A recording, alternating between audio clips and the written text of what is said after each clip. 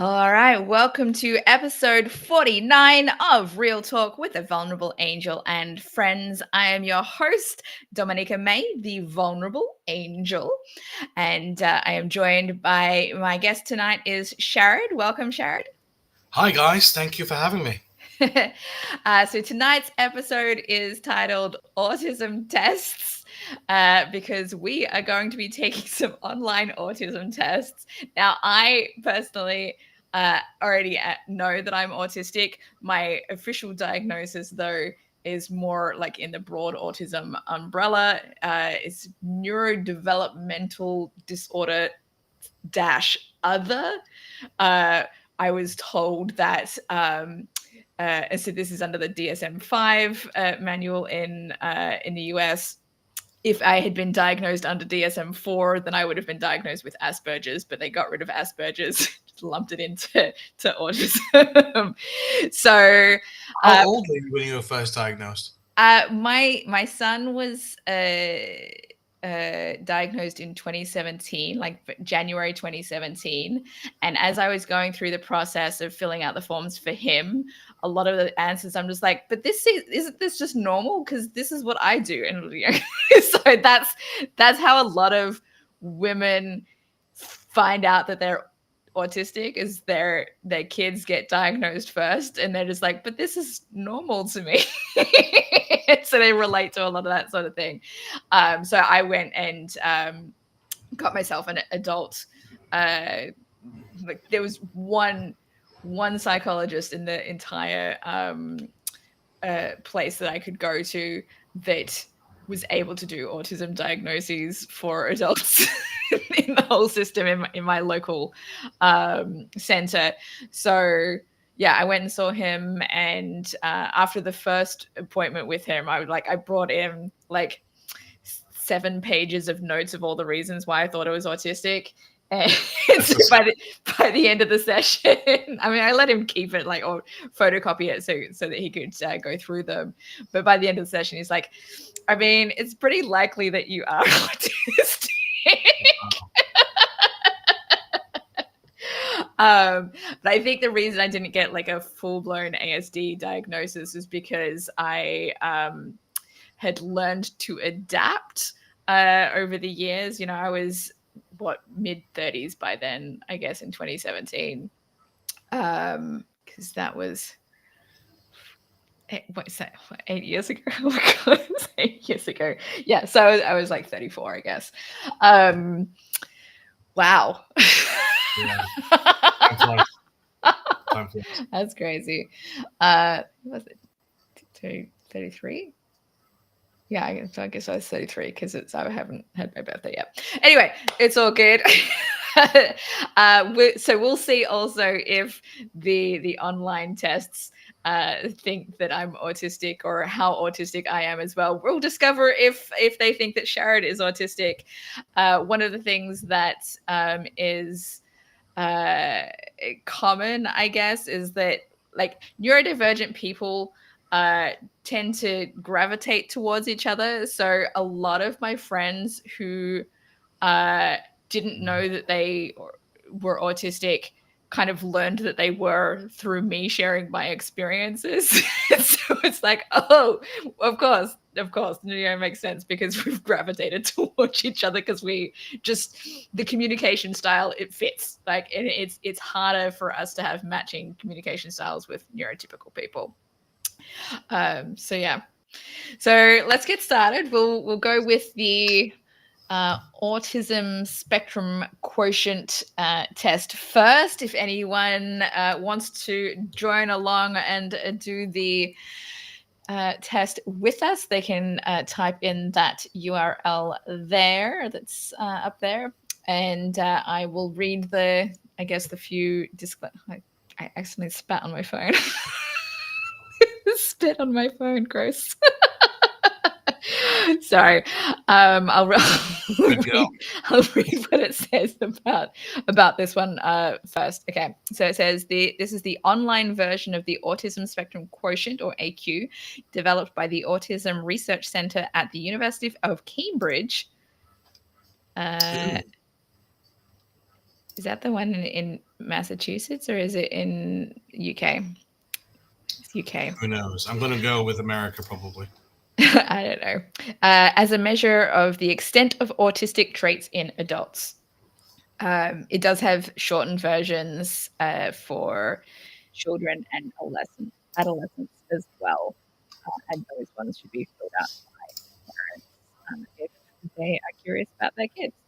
Also, as always, it does say test is provided for educational and entertainment use only.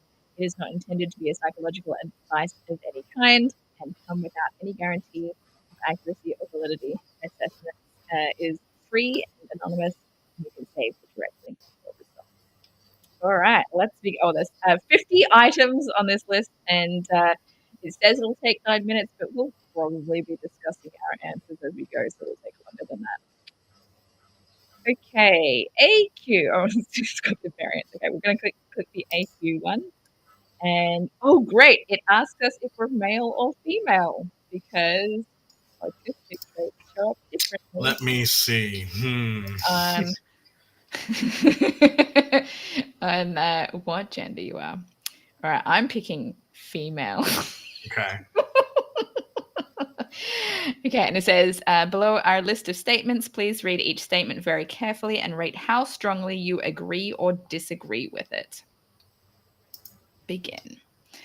I prefer to do things with others rather than on my own. Definitely agree, slightly disagree, definitely disagree.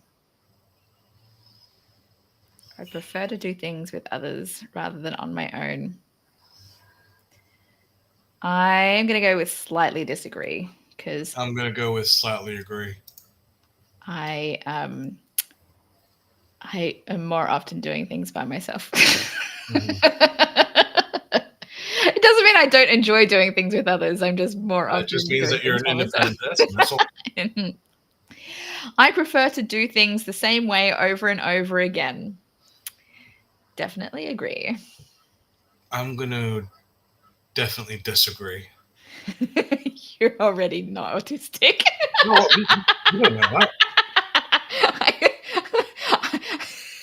So I know where they're going with the questions because I know so much about autism. I'm not answering as if like I'm trying to get it to tell me that I'm autistic. I'm just I know. Okay. If I try to imagine something, I find it very easy to create a picture in my mind. I'm going to definitely agree.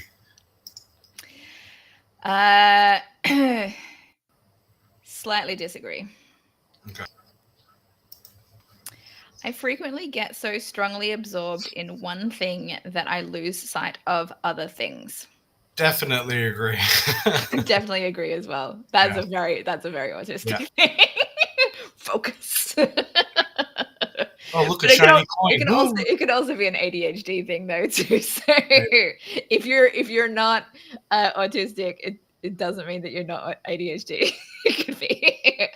I often notice small sounds when others do not.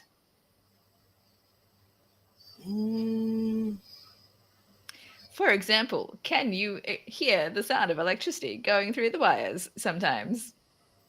Yeah. Okay, I'll slightly agree then. Most people can't hear that sort of thing. I will give you I don't remember if I've talked about this on the stream before, but an even stronger example that I have is sometimes, not always, but sometimes I can hear the microwave running in my neighbor's house. All right, that's a bit hard. Yeah, that's like how far away is it? Like 12 feet maybe or more. I don't know.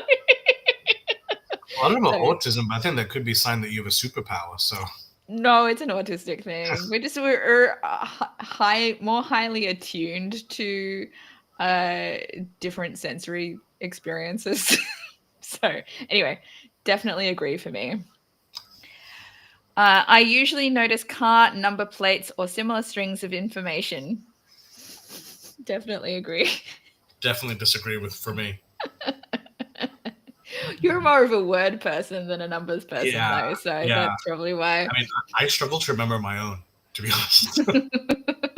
I'm just like thinking about all the times, like especially nowadays, I constantly am seeing like when the time it's 4:44 or if it's 11:11, like I'm just like these like numbers that are all the same, like all of them. I'm just like, stop, like I'm paying attention to stuff. Okay, other people frequently tell me that what I've said is impolite, even though I think it is polite. I'm going to go with slightly agree because this is, even though I have worked on this, this has definitely been a thing for me in the past. So I'm going to stick with that aspect because it's, Anyway, what was your answer for that?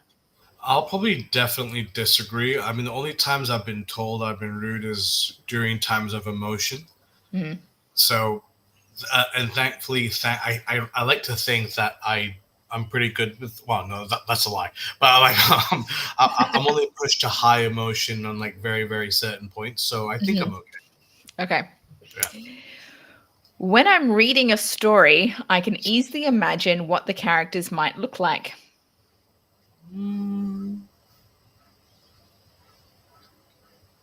I'll agree, definitely agree, because as a writer, that's kind of hardwired into my brain, even though it could be Interesting. wrong. But that's just Yeah. yeah.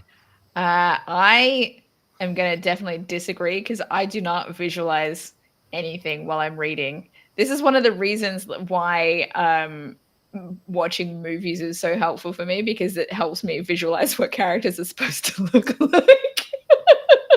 Mhm. Okay. I am fascinated by dates. I'm going to definitely disagree because as ever since I was a child, numbers and I don't particularly get along. So Mhm. I'm going to go with no. Okay. I will probably say slightly agree because I have, as we've just discussed in a previous live stream, is like when there's significant dates, like those dates just stay stuck in my head. So slightly agree. And also like specific historical events, like, oh, that's a date that to remember. Okay. In a social group, I can easily keep track of several different people's conversations. I'm going to slightly agree. I think because if we're in a group, I try to be uh, more aware. Mm-hmm. And yeah, and to be fair, like I like to think of myself as a social person, so I think I should be able to, unless everyone's all hush hush. Okay, so the reason that this is a question for autism, I'm going to go to definitely disagree. And this is why, because if there are group settings and there's lots of people having different conversations at the same time, it is really hard to focus on even just one of them and like filter out all of the other conversations, and they just kind of all blend together. Mm. So it's hard to focus on any one because they're all you're me. For me, it's my mind gets distracted and wanders and it's all like meshed together and it's just kind of sound. So it just comes across as white noise. It's just really hard to focus because there's other noises that can be easily distracting. Like you might hear someone say a word out of the corner of your ear while you're trying to focus on another one that'll distract you from that conversation.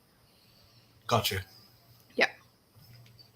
So that's why smaller group settings are better for me. Mhm. I find social situations easy. I'm going to definitely agree. Yeah, you're not going to get any autistic traits. You never know, man. You never know. We'll see. We'll see. I could be like a level Maybe 10 you'll autism. test differently for the Asperger's one. We'll see. Maybe. I find social situations easy. Slightly disagree. I'm better at them now than I used to be, but still not the best. And I tend to be quiet a lot. I tend to notice details that others do not. I'm going to slightly disagree. I think I might pick things up in, like, let's say, films because or TV because that's what I love and I've been trained to pick them up. But I'm not exactly a Sherlock Holmes kind of type. Unfortunately, as a lot of ex-girlfriends have told me, I am quite dumb. Okay. You are a dumb dumb. Yeah. Okay. I'm gonna say definitely agree. I'm at the experience where it's like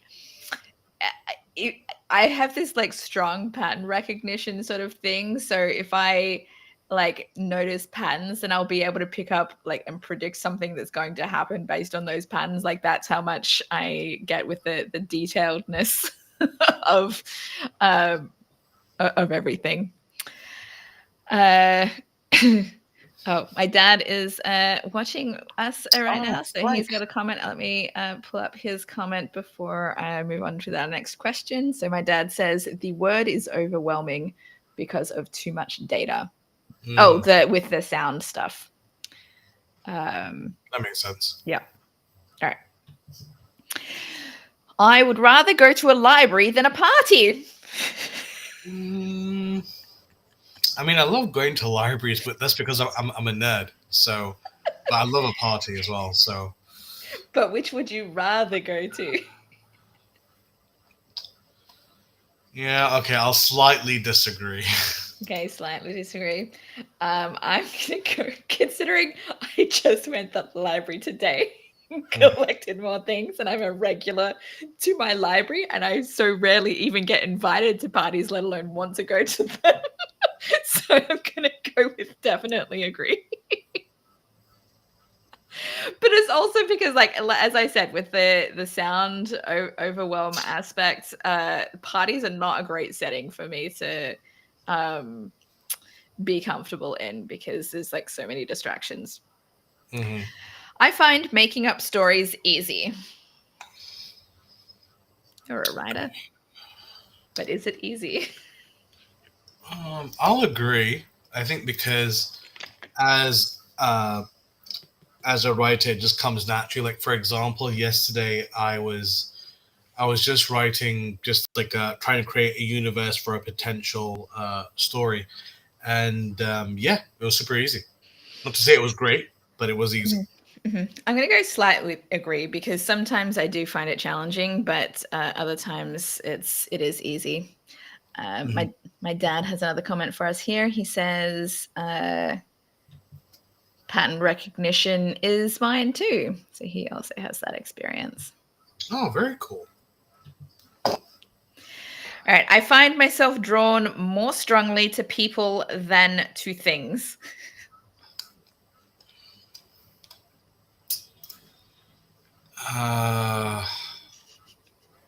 This feels very judgy.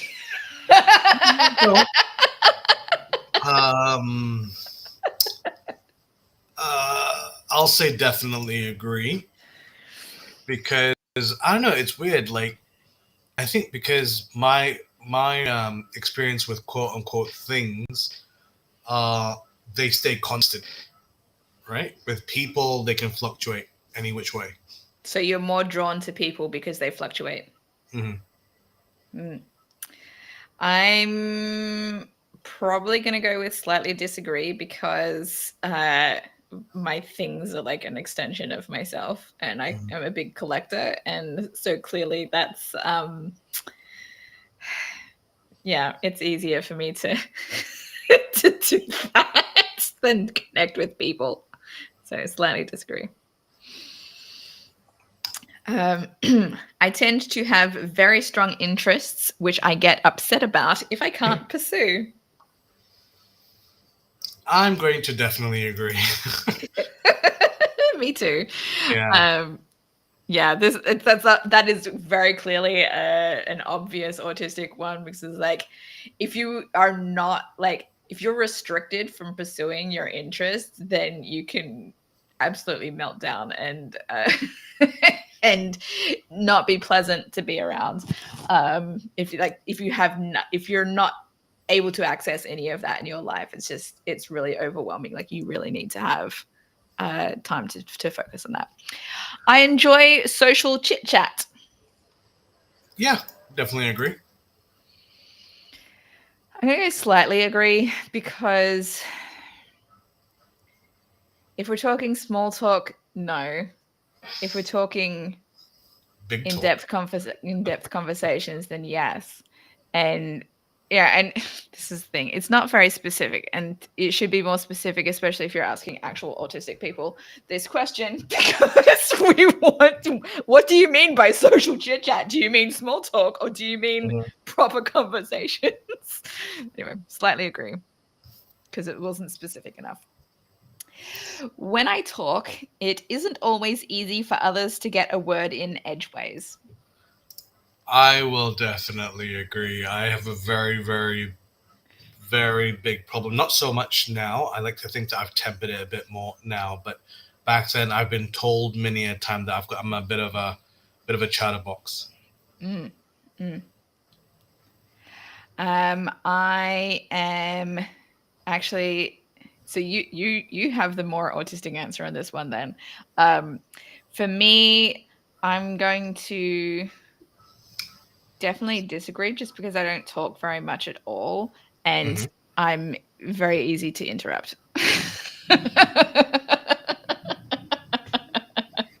But surely that If you let me talk and talk and talk and talk, then I can, right? But I think that I do leave enough gaps to allow response in. I don't know, this one's tricky because I don't know whether it's an autism thing or it could be just a social thing. Like I have someone in my life who is over the years, like for example, uh, I'll be in a car with, and they will talk and talk and talk ad nauseum without me saying a single word, maybe for a couple of hours, and they Wow. won't even notice.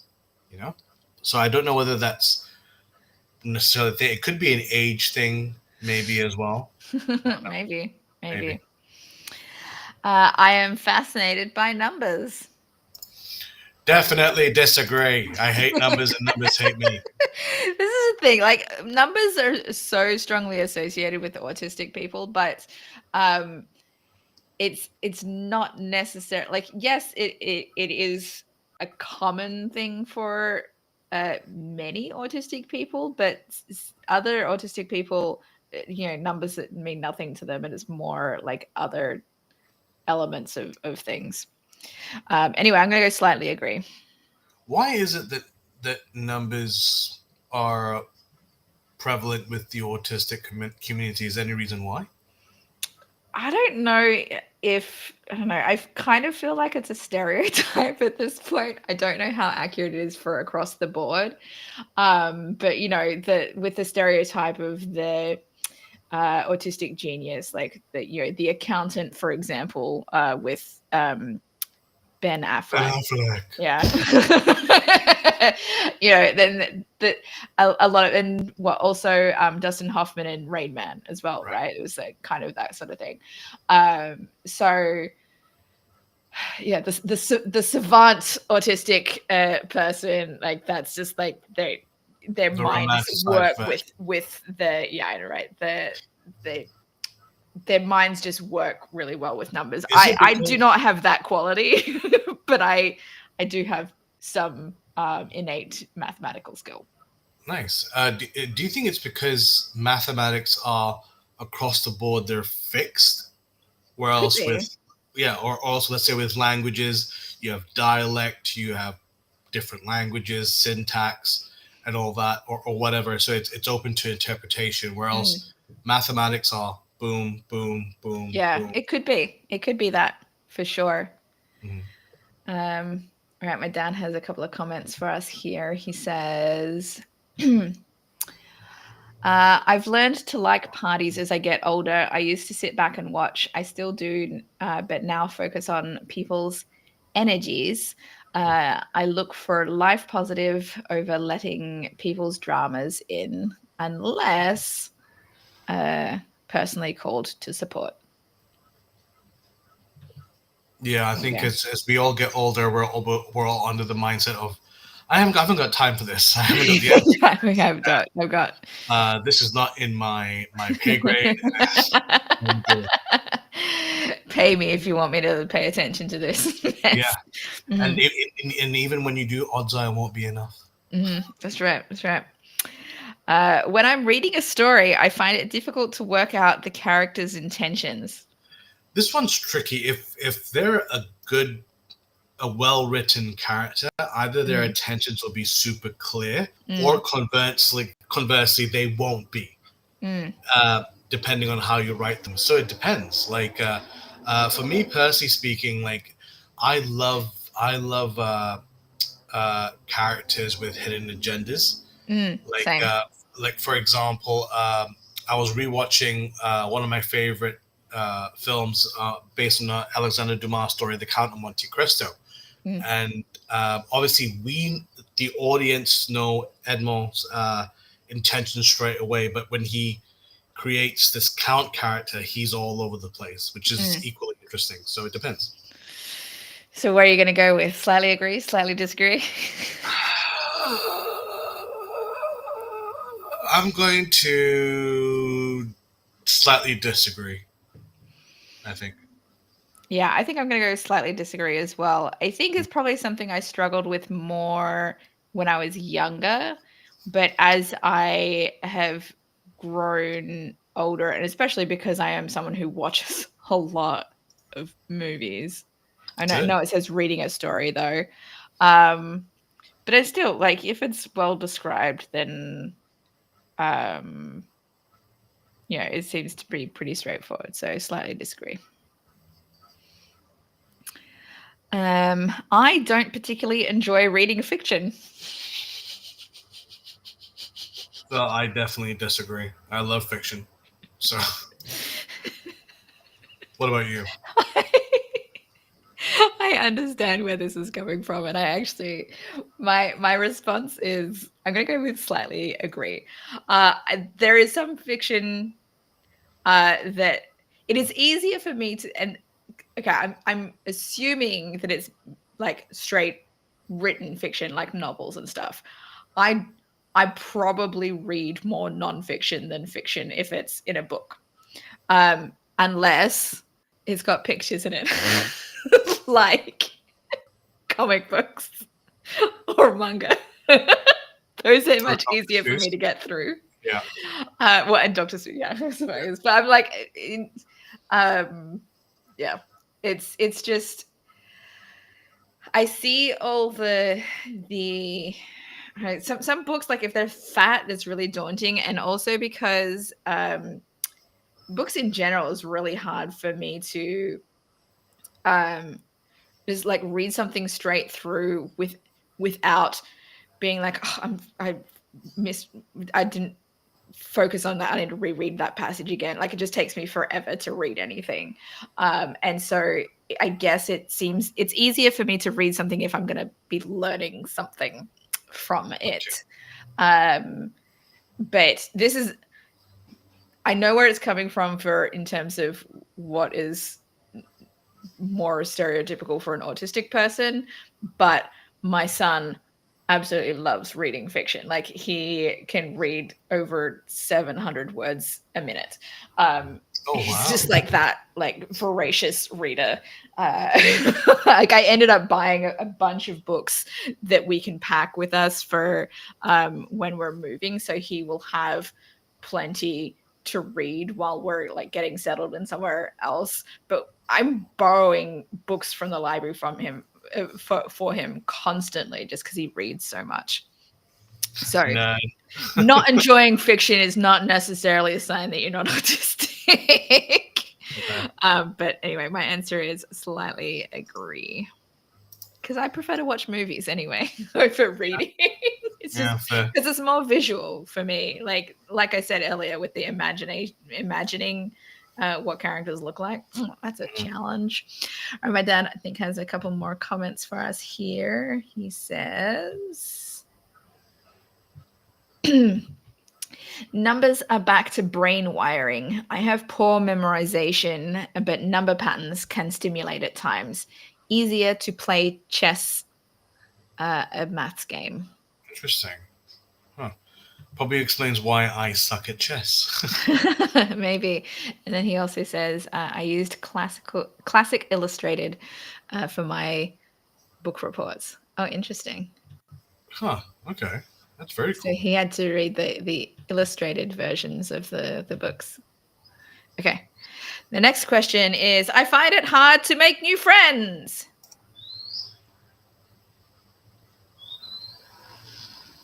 What would you say? Don't most adults?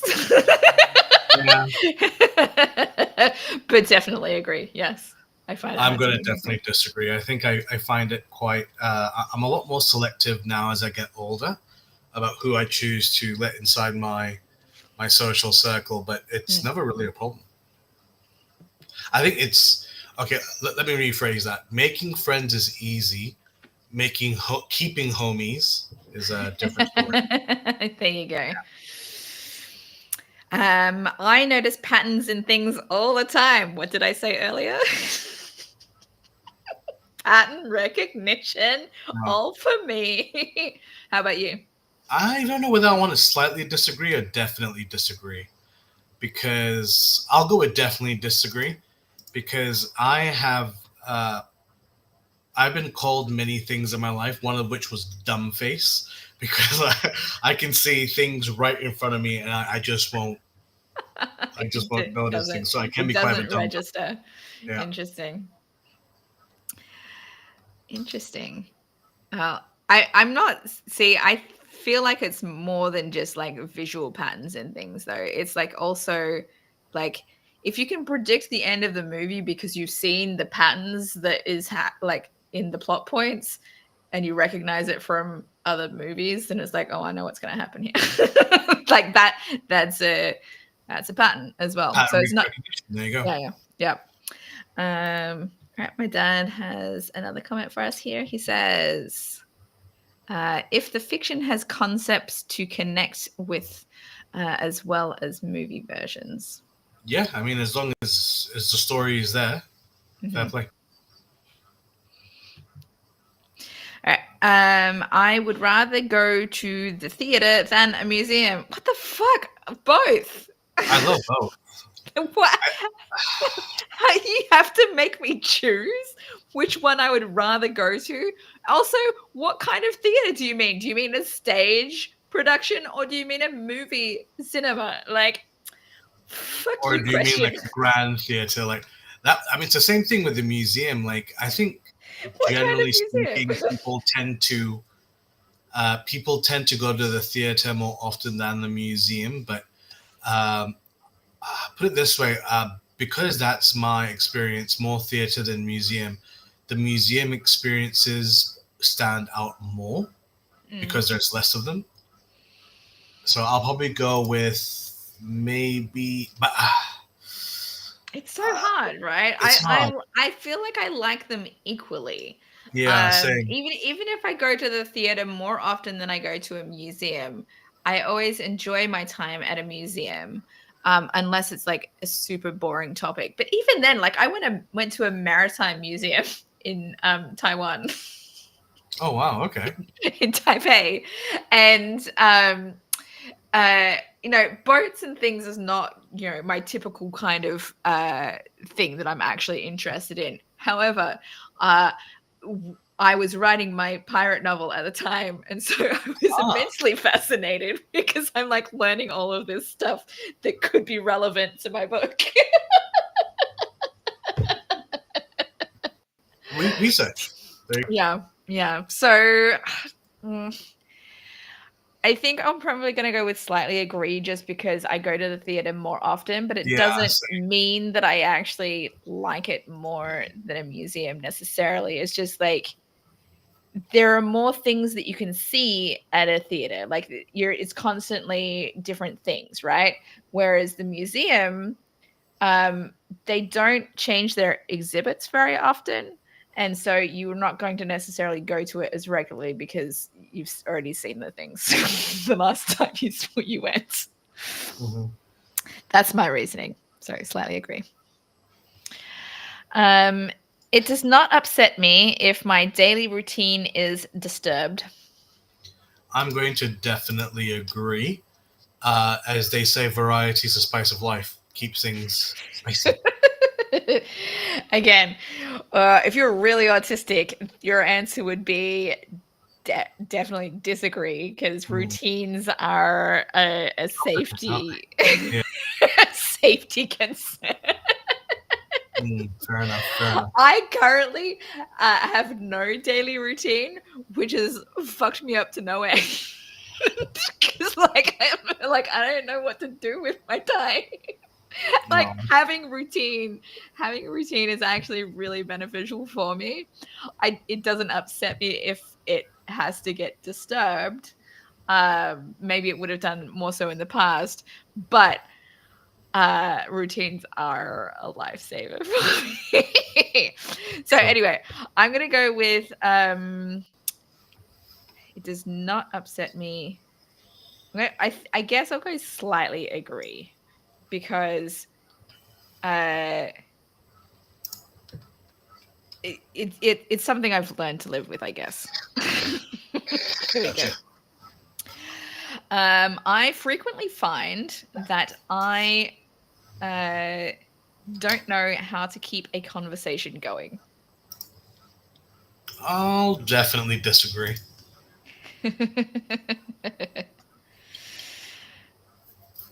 Because you can keep a conversation going. For me, it depends on who I'm talking to. Sure. I mean, If I'm talking to, like, obviously I can keep conversations going on these live streams, but if I'm talking to somebody who I've just met, I'm like, no, it I don't know. doesn't go well. No, not really. It's like if they ask me questions, I will answer them, but I don't think to ask a question back. And so then it can just fall flat, right? Like it's like, okay, where do we go from here? So I'm gonna go with frequently find that I don't know how to keep a conversation going. I'm gonna go slightly agree. Just because if I'm thinking about conversations with people who I don't know well, there we go. But the people that I'm like tight with, yeah, easy. All right, my dad has another comment for us here, I think. Let me see.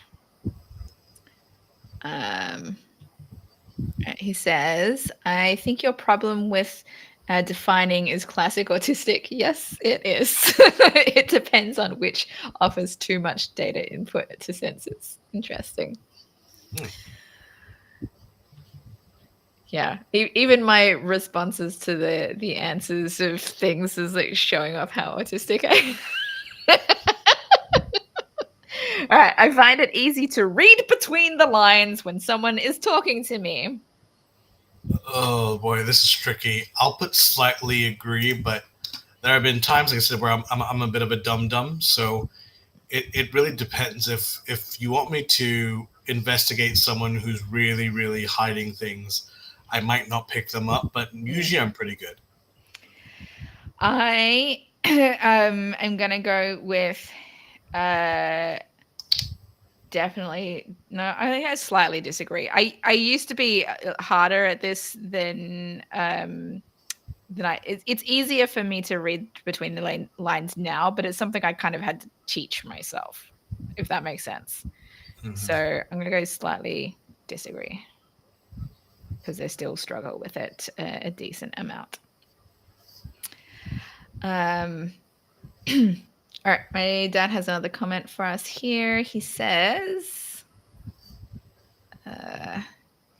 you learned lack of routine from me. Look deeper. There are routines personal to you. Watching movies and collecting are routines. Also, the way that I brush my teeth, I always brush it the same way, like at the top, the front, then the back of the teeth, and then behind, and then the bottom, like as the same order. You're What? weird. Why is that weird? So like, it makes sense. Well, because it's like that's how I know that I've brushed every part that I'm supposed to brush, right?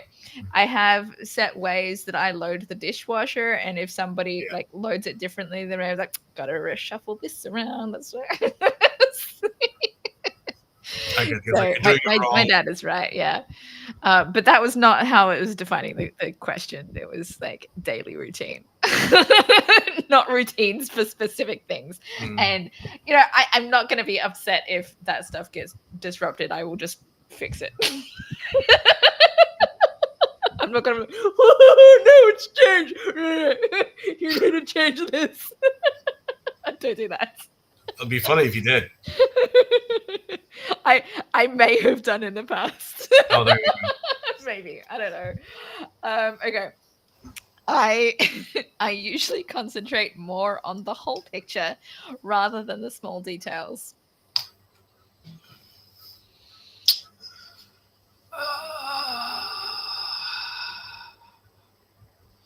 This one's tricky. I'll go with slightly agree. Whole picture is a more neurotypical person thing to do. Small details is more autistic. So I am going to go slightly disagree. I think I've gotten better at it than I used to. I am not very good at remembering phone numbers. I mean, these days we don't have to be. We don't have to. I will definitely agree against part of going with numbers, but as you said, like nowadays we don't have to, thankfully. I can still remember my home phone number from when I was a kid. Mm-hmm. Yeah, me too. 79567760. There you go. I'm not going to say mine. It's not going to dox it. It's not like it's still, in use. Yeah, it's but long gone. I'm still not going to say it. I still remember like my mum's old mobile phone number, but then my sister took that one on, so I can call her with that number. So when it was a necessity, then anyway, I'm not very good at remembering phone numbers. I'm going to say slightly disagree because I still remember some, and if I needed to memorize one, I think that I would still be able to. Mm-hmm. I don't usually notice small changes in a situation or a person's appearance.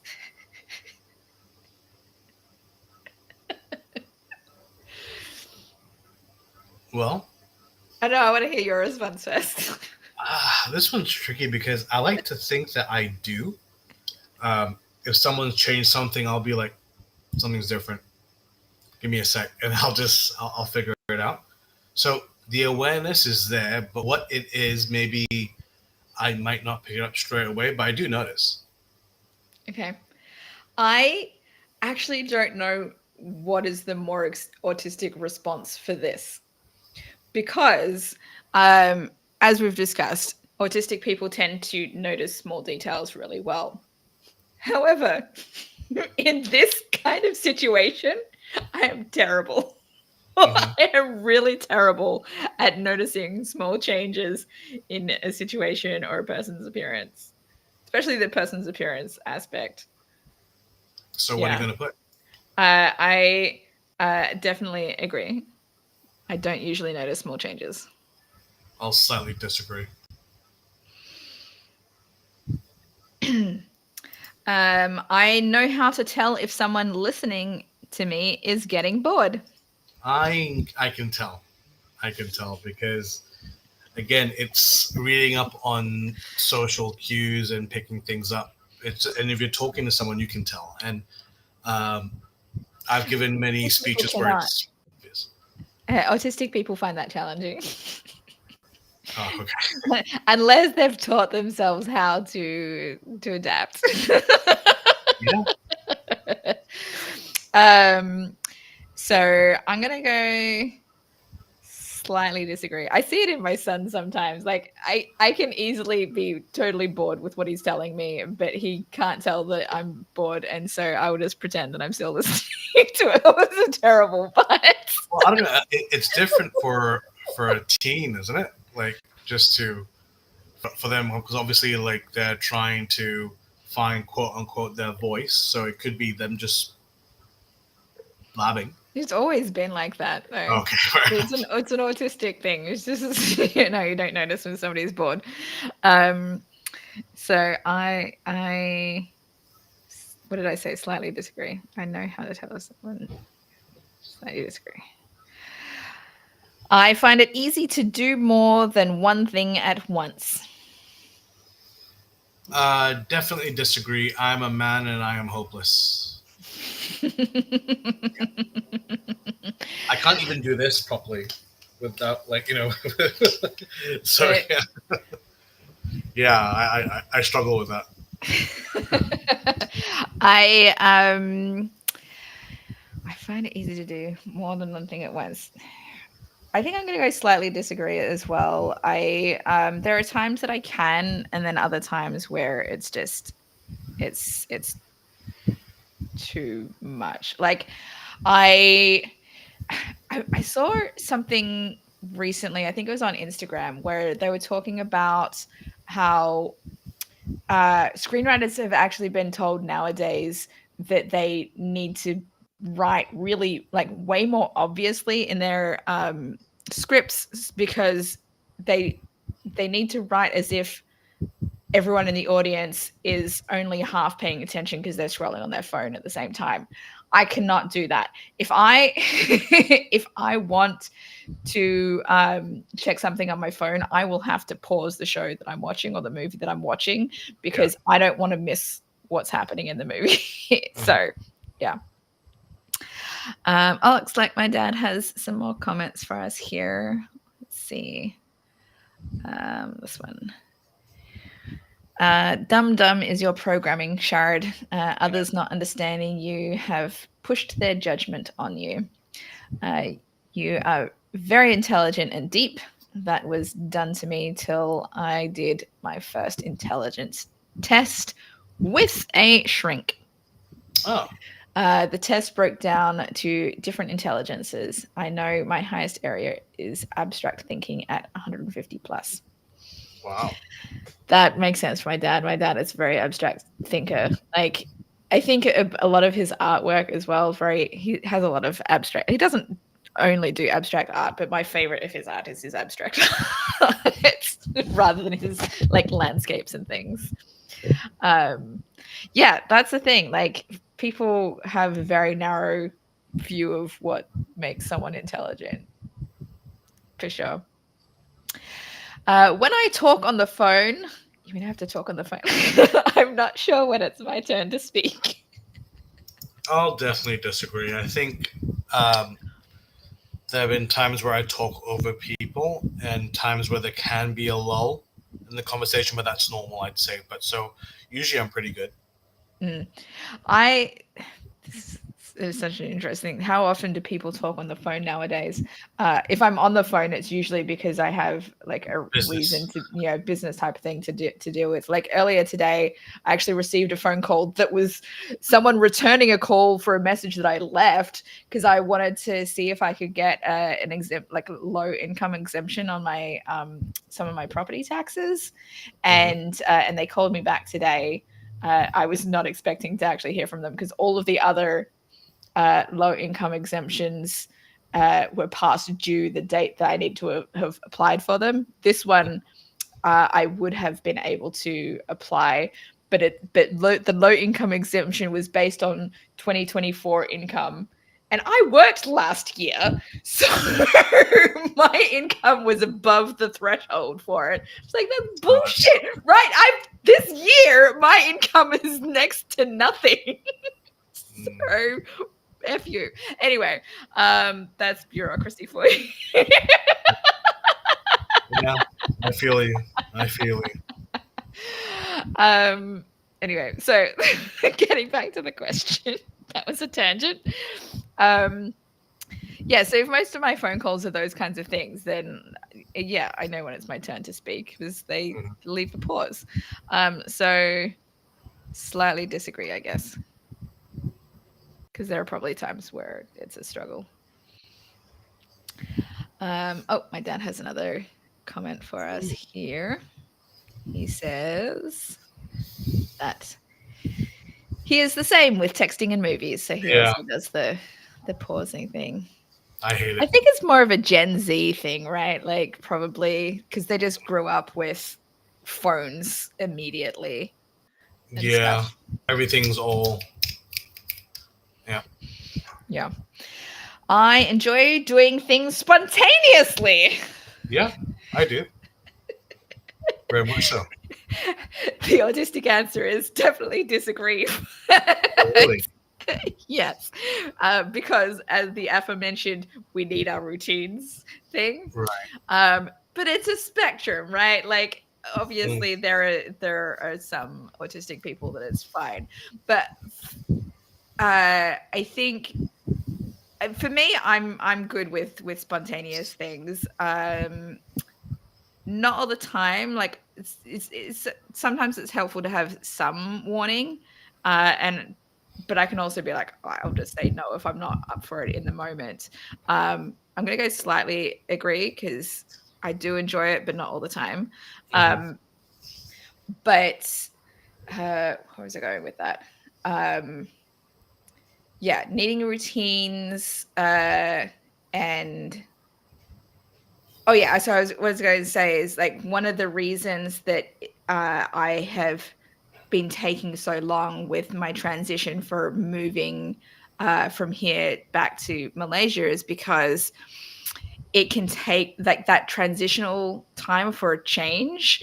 Um, Even though it would have been fine for me. My both of my kids are also autistic, and that kind of change and disruption is much harder for it to be more spontaneous. And so mhm, I've been taking more time to get them used to the idea of making the changes and stuff, and so that by the time it actually happens, it's like, okay, this is happening, right? Like they've come to accept it.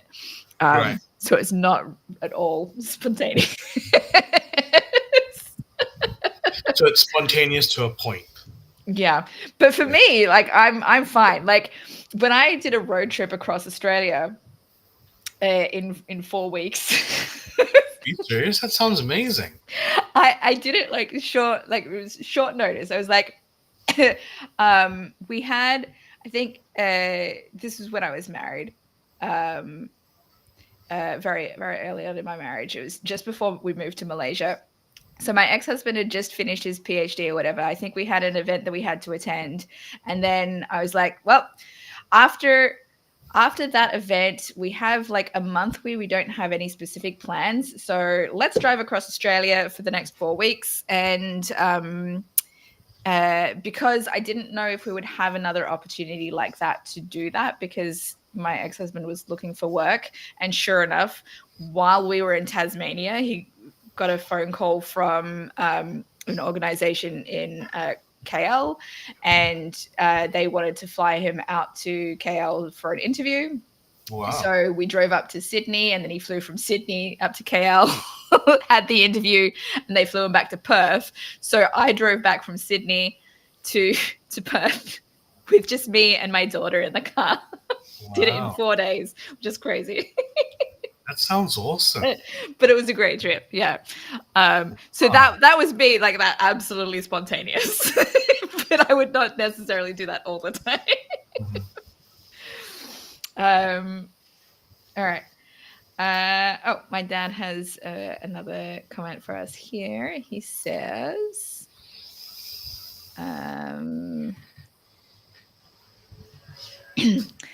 that's why funds need to put aside for American taxes. To me, it is executive function stuff that causes me to put it on hold and avoid mentality. Oh, Yeah. I deliberately had been saving money to pay my property taxes. It was, yeah, and I paid the first installment. It was which was fine. It just would have been nice to have gotten a low income exemption on some of the taxes that are associated with property taxes. That's all. I know. I think COVID definitely kind of instilled that in me. Like, the fact is, we need that safety net, that golden egg. Because I mean, between well, I mean, this is on the internet, but it's fine. But like, yeah, like I had saved up about 5 figures, which is a lot for me. Wow. And within, I think the first, not cut the couple, that's a lie. Maybe the first 3 or so months of the recession was gone, Mm. just like that. And that was like my entire life's kind of savings at that point. So yeah. I'm not going to discuss my finances. I know what they are, and I've been She's unemployed a for over millionaire, a guys. year. I'm not. I Beyond am that, she's not. a millionaire. I will be much better off once I sell my house. But even at Or that 10 point, I'm not million. gonna. There you go. No, absolutely not. Anyway, I am often the last to understand the point of a joke. Fuck you. I'm a comedian. But I do struggle with them sometimes. That's okay. I'm gonna Um, definitely disagree, but there have been times where jokes flew over my head. But if that happens, I'm usually not the only one. yes, I'm gonna go with both slightly agree or slightly disagree, because I've definitely had moments where I can't tell if somebody is making a joke and they will comment on something, um, and like leave a comment that's meant to be a joke, and I'm just like, what's the joke? And Mm-hmm. I go through my Facebook memories sometimes, and there was one recently where someone made like a really obvious joke. Oh, this was even just today. So I would made a Facebook post where I said, "Oh, I think I've become somebody's muse or something like that," and somebody replied, "Oh, that's amusing." And I replied, "Oh, it took me like 5 minutes to figure out that joke or something because I didn't like quite get the muse part." It's like, oh, fucking, Mm-hmm. what a dumbass I am. Like, You're fine. there are times that I do struggle, but I wouldn't say that I'm the last to understand. So Mm-hmm. I'll go slightly disagree. So I do think it helps that I'm also a comedian. Helps. I do think it helps. All right. I find it easy to work out what someone is thinking or feeling just by looking at their face.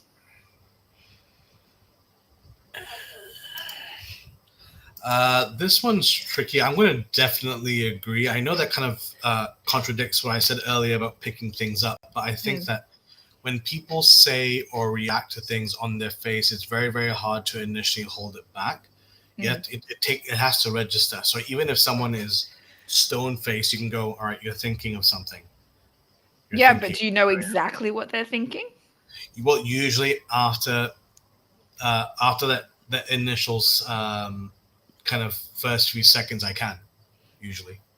Okay. Yeah. Okay.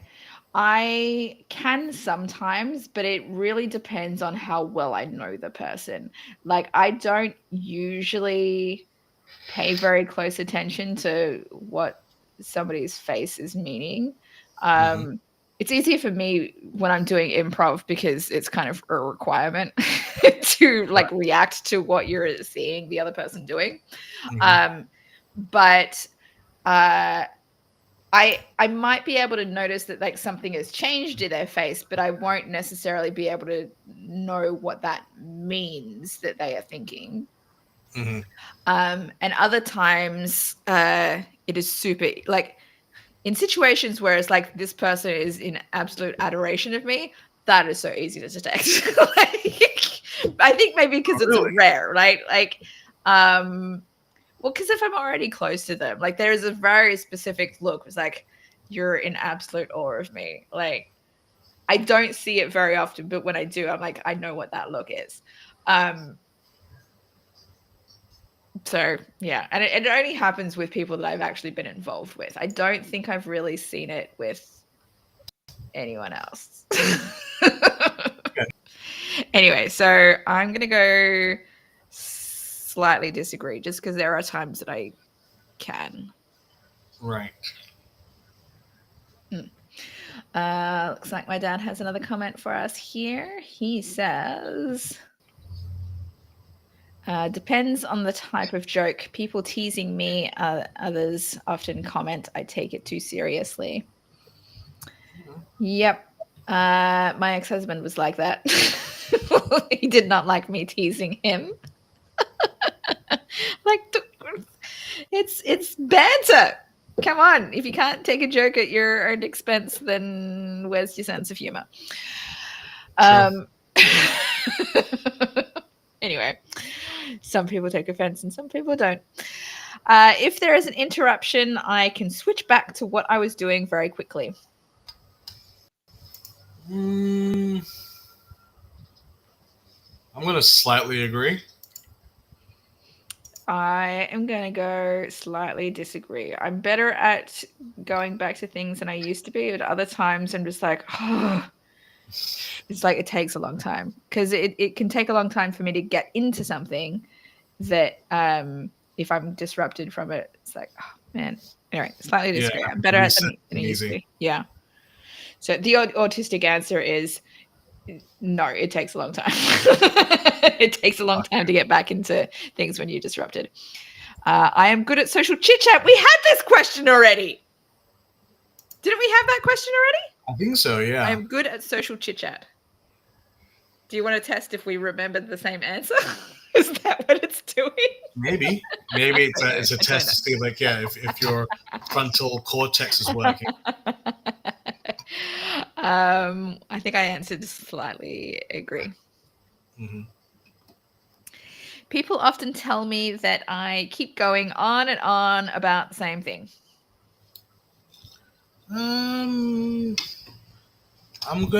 That has happened to me. I remember when I was in university, someone brought that up once, but I think ever since then, I'm pretty good about it.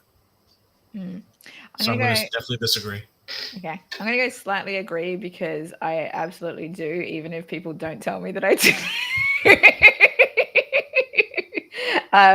The autistic answer is definitely agree.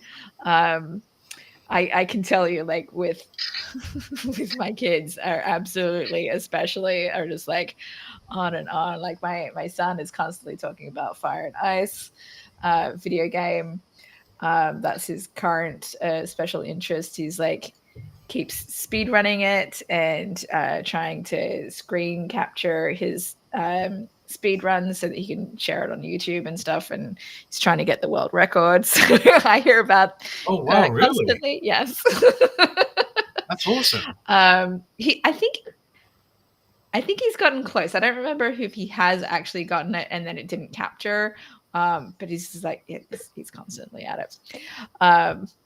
Look how autistic my kid is. And my daughter will be the same. She's like, has her own interests. And this, I don't know if this will be a question on the test. I think it is. It's definitely a question on like the ones that you answer as a parent for children. But one of the questions is like, were you like doing a funny face at me, or what's going on? No, I'm sorry. I'm stretching my legs. I got a bit of a cramp. No worries. I'm like, am I supposed to notice something is happening right now? No. You're fine. It's like, is this an example of me not noticing small details? Because I wasn't even looking at you. Sorry, asking the same questions over and over, or like being repetitive with the things that they say. My daughter is constantly asking me the same questions, like, what is your favorite color? Like that's her go-to question all the time. What's your favorite color? That's a good question to ask. Yeah. She knows the answer. It doesn't change. You know what you should do then? Every time she asks you that question, just give her a different answer. No. It's fine. All right. We're up to question 40 now, so we're getting there. When I was young, I used to enjoy playing games involving pretending with other children. Yeah, I still do. You still do. Yeah. What kind of pretending games did I do? I don't think I did that many Well, I mean, like, pretending games. let's go through some of the basics, like cops and robbers and all that. Did you ever play those games? I think I occasionally did the. Feels inappropriate for with my dad watching. Doctors, but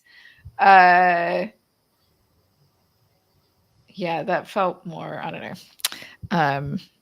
Not necessarily appropriate, age appropriate.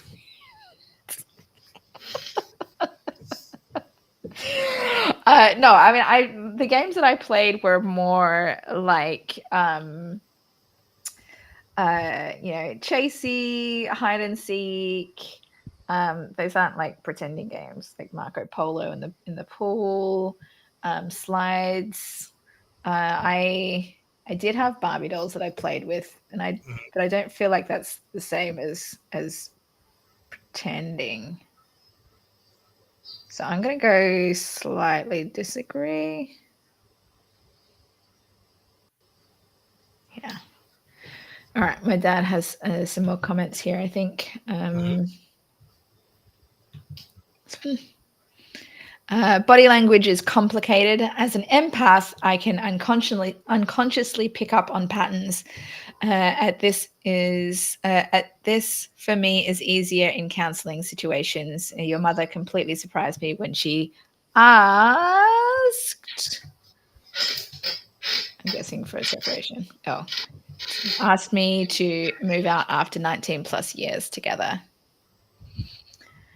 Yeah. So sometimes, yeah, I'm like my dad. I pick up on the empath aspect. Like I can unconsciously pick up what somebody is feeling through their actual feelings more so than what their facial expression is.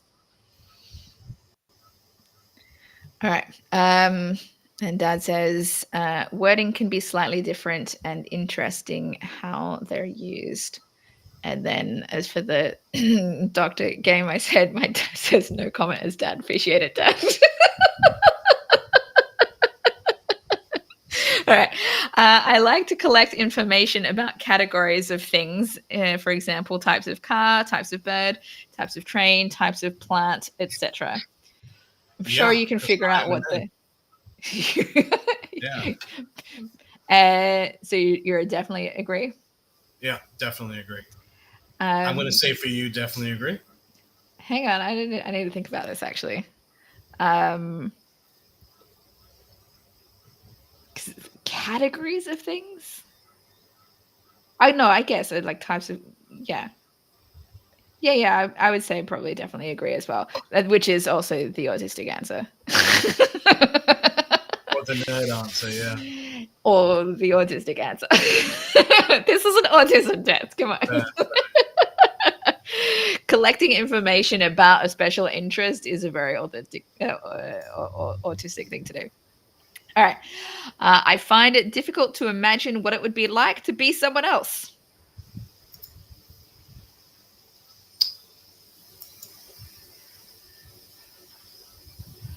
This one's tricky because, again, this goes part to the fantasy aspect. As a writer, it's kind of your job to do that. So I'm actually going to say definitely disagree, because the job is what I was told is like even put your feet in their shoes, even if they're complete scumbags in your opinion. Got to figure out what makes them tick. Yeah. I have trained myself into this. Yeah, it me is too. Not something that was innate to me. But as someone who has, I guess, developed psychology as a special interest, I want to understand what motivates people, what makes them do the things that they do, and that as part of that, I like to put myself in their shoes sometimes to understand the motivation, like why, what would cause me to behave this way, or what would I do in this situation. Um, but it's not, like I said, not an innate part of who I am. Hmm. So I'm gonna go. Difficult to imagine what it would be like. Slightly disagree, but only because I've trained myself into trying to understand why people do the things that they do. Fair enough. Because other times I'm like, why the fuck are you not even doing your own research about what you should vote for God's sake? Hmm. It's like, why can you, like those ones, that's much harder. Much Yeah, harder. But I still try. I still try to understand. good. All right. I like to plan any activities I participate in carefully. This one's tricky. Yes and no, because planning things is obviously a lot of fun and there's a structure to it. Mm. But if you don't play it loosey goosey, that's always fun too. What would you say? What do you think my answer You're is? probably just going to be, yeah, you want to plan things, aren't you? Actually, no. No. Not carefully, not necessarily. I do prefer to be a little bit more loosey goosey. Like when I'm traveling, I I used to have like more like here's my set itinerary. This is what I want to fit in on this day and blah blah blah. But nowadays I'm more like we'll just see how things go. Like I'll have a loose plan. Like even you look at the live streams here. Like how carefully am I planning these things out? I put questions in. I put the topic up, and that's about it. It's not like super involved in my planning. I get you. Yeah. So, and then like also like you look at improv, like there's you can't plan for things. So maybe I was more so in the planning things carefully in the past, but and Hmm. nowadays I'm going to go slightly disagree. Okay, that's interesting. I surprised you. Surprise. Obviously, the autistic answer is the opposite of what I put. All right, my dad has one more comment for us here. He says, I classify mostly around psychology types, but with various flexibilities. I struggle with. He's still continuing. Sorry, I will bring that back up later. Our next question is oops, I clicked the edit button instead of the thing. I enjoy social occasions. Yeah, I'll agree. I'm a slightly agree. I'm not a definitely agree, but I do enjoy them to some extent. The autistic answer is disagree. the, Right. the implied, yeah, that's a stereotype Impatient. too. So a lot of autistic people love social experiences. All right. I find it difficult to work out people's intentions. This one's tricky because I like to assume the best in people, and I've been told many a time that throughout my life that I'm very naive. So, but at the same time, I don't want that to change who I am. I still walk into things eyes wide open, but I Mhm. do want to hope for the best. So, in terms of, let's say, intentions wise, I don't know. I'm going to slightly agree, perhaps. I think I'm gonna go with definitely agree. There might be times where it is, somewhat easier, but when people have ulterior motives, that's when it's like really challenging for me Mhm. to um, work out. So I'm gonna go definitely agree.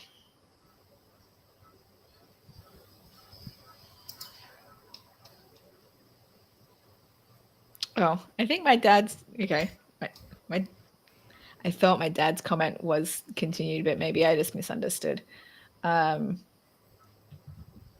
Because he has his next comment, which does not follow on. So I classify mostly around psychology types, but with various flexibilities. I struggle typecasting. Oh, so like stereotypes, I guess. Fair. And then he also says, planning often means commitment, committing to action. I struggle with locking myself in. That can Yeah. be a challenge sometimes. All right. 46 of 50.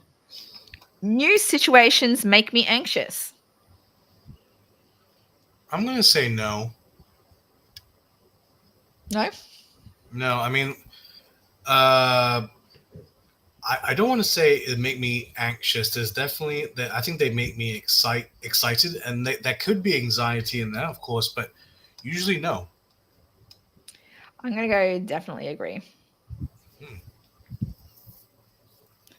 New situations are struggles like that. I don't know what to expect. Once I've done something at least one time, then the anxiety can be reduced. But it also kind of depends on like, are there other people involved who I know, or is it strangers?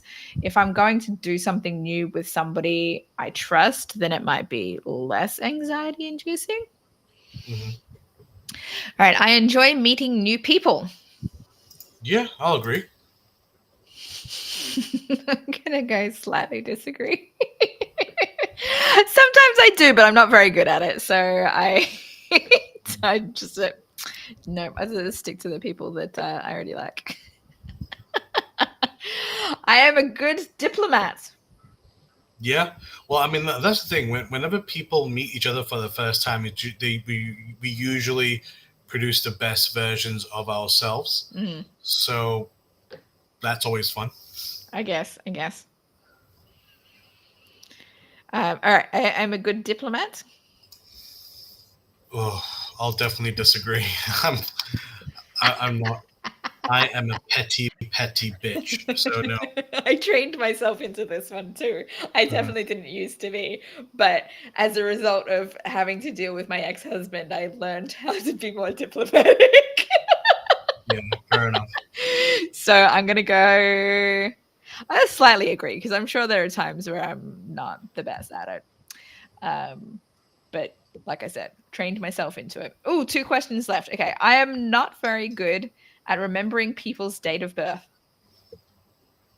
Yeah, I'm horrible. That's what Facebook's for. I am good at it when I want to remember them. If it's someone I don't like care about wishing happy birthday, then no, like again, that's what Facebook's for. But also I don't wish people a happy birthday even when it tells me on Facebook when somebody's birthday is. So Mhm. only specific people, but the people that I remember is like if they're important to me, I will remember their birthdays. Like I know my kids' birthdays, I still know my ex-husband's birthday, my other ex-partners, um, obviously my birthday, my parents, my siblings. Yeah.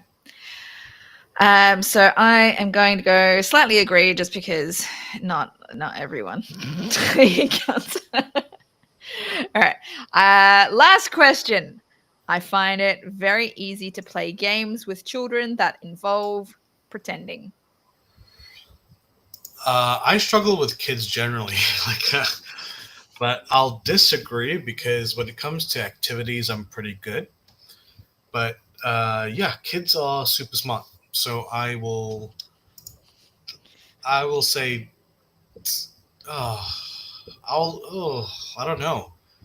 Do I want to agree or disagree? I'll slightly agree. I think I'm going to go slightly agree as well, but this is only purely because of my improv training. Like in the past, probably would have been different, but yeah, slightly agree. All right, before the results, I will pull up my dad's latest comment.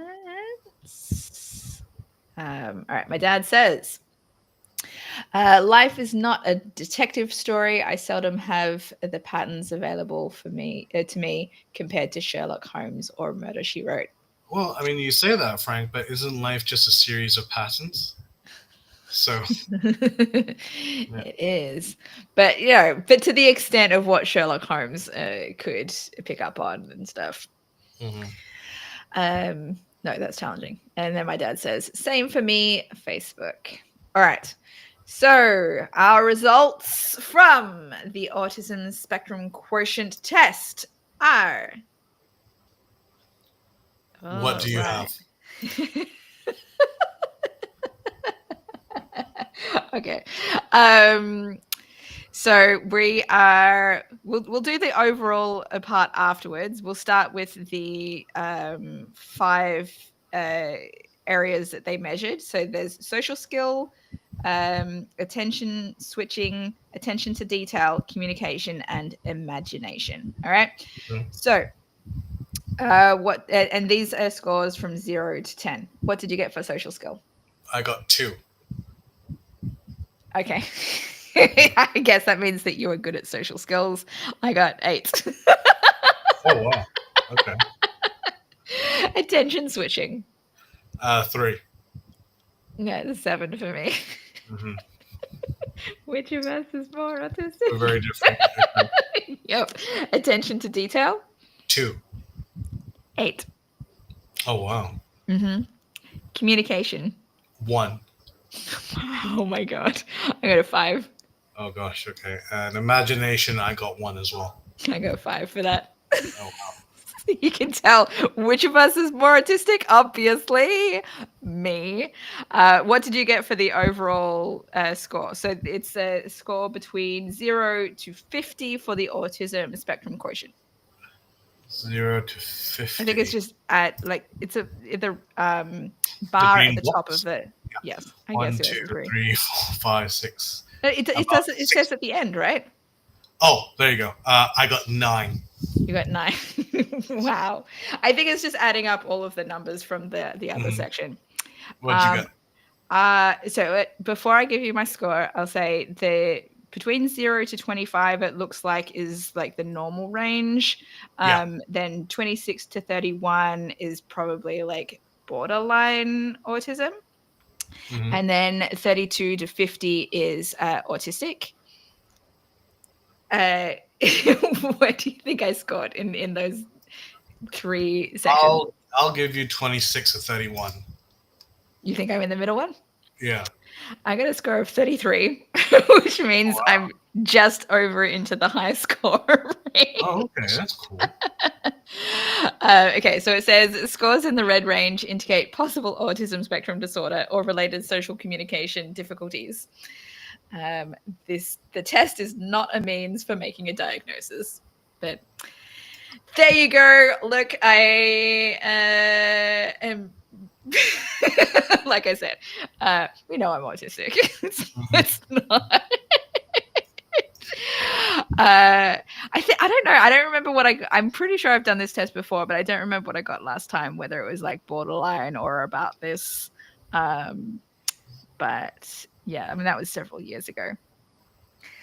All right, we have 2 other tests that we could do, but I kind of feel like given how long that one took us to do, we might save the longest one for a different stream. Mhm. Because the Ritvo Autism Asperger Diagnostic Scale is 80 questions long. Okay, let's not do that. Yeah, Yeah. so we'll do that on a different time. That's yeah. So let's see. We have this one. This one's only 25 questions. Cool. Let's So, do that. camouflaging autistic traits questionnaire. So this is like the how much have you masked or learned to adapt to, I guess, probably. Mhm. What it says about this questionnaire, it says online version of the camouflaging autistic traits questionnaire, or CATQ, developed to measure the social camouflaging behaviors, strategies used to compensate for or mask autistic characteristics during social interactions. Mm-hmm. And as per usual, the test is provided for educational and entertainment use only. It is not intended to be a psychological advice of any kind and come without any guarantee of accuracy or validity. Assessment is free and anonymous. You can save the direct link to your results. I was just thinking about the last one. Like, if I had answered that in my 20s, I would have gotten a higher autism score than I did today. Oh wow. given what my answers were, like as I was discussing, like how I was in the past versus now. Mm-hmm. I think having the the foreknowledge that you are what you are. I am what I am. Yeah, what I am.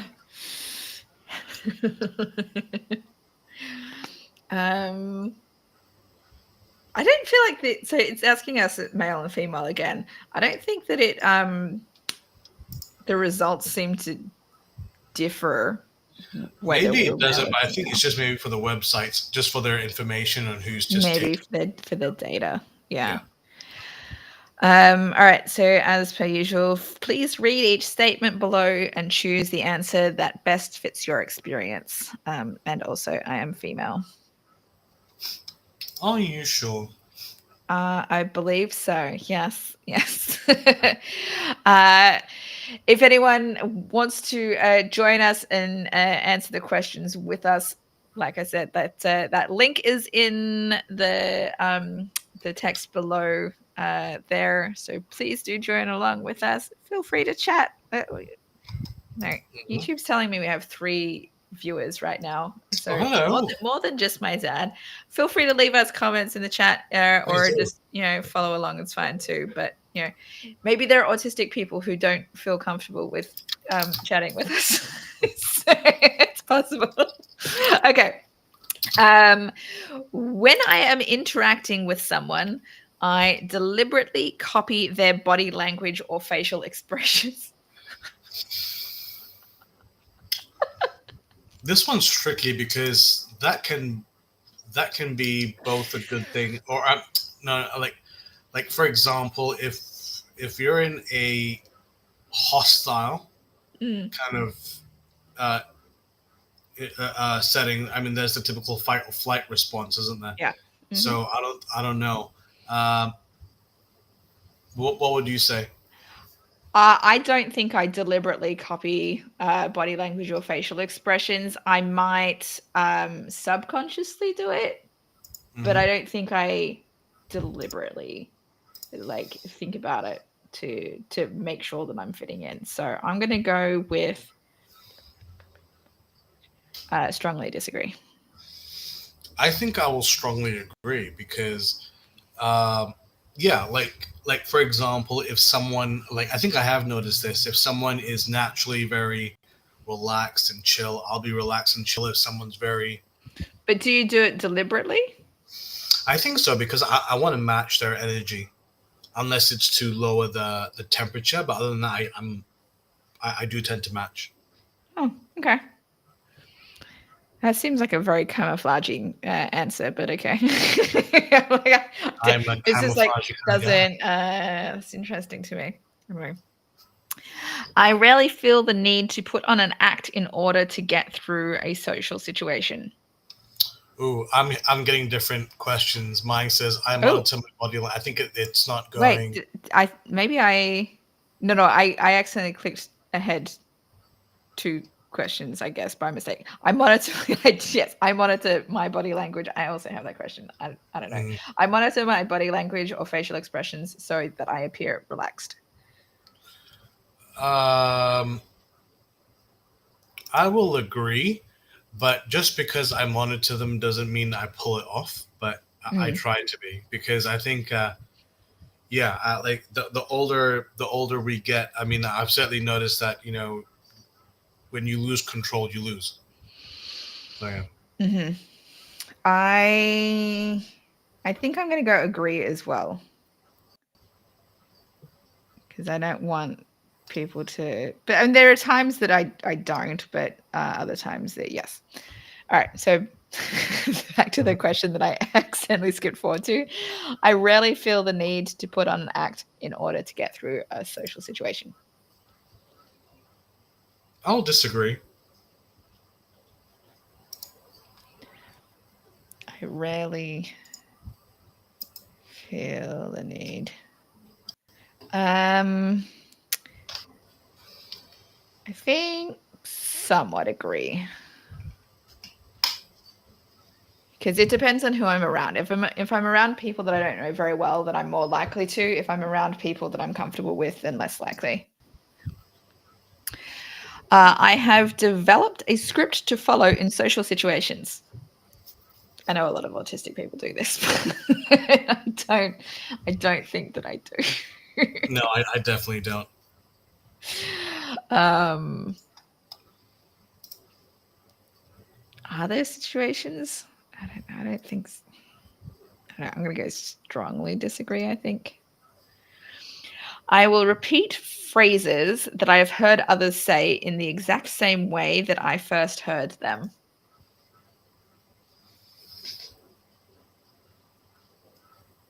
I will disagree. Yeah, I can't think of any situations where I've done this. I strongly disagree. Mm-hmm. Clearly, I do not mask my autism very well. I adjust my body language or facial expressions so that I appear interested by the person I am interacting with. Yeah, I think that's pretty common. Like if I am interested, I want to show that I'm interested, unless it's like a dun dun dun dun dun dun. But yeah, usually I mean, it's pretty obvious. Like, and I'm not a particularly very good actor, so.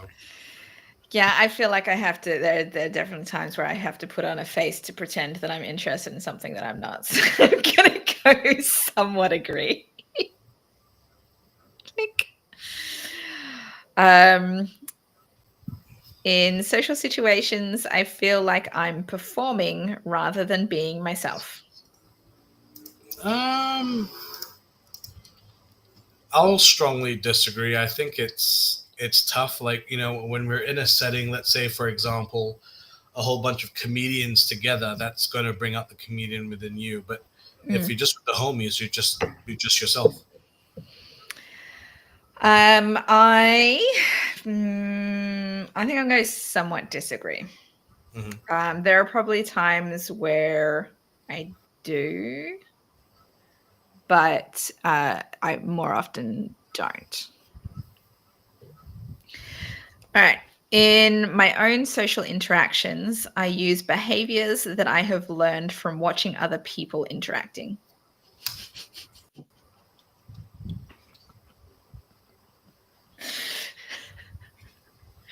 Sorry, I'm just me knowing about autism is like, oh my gosh. I know, but I know where I'm going with this, and I'm clearly like not.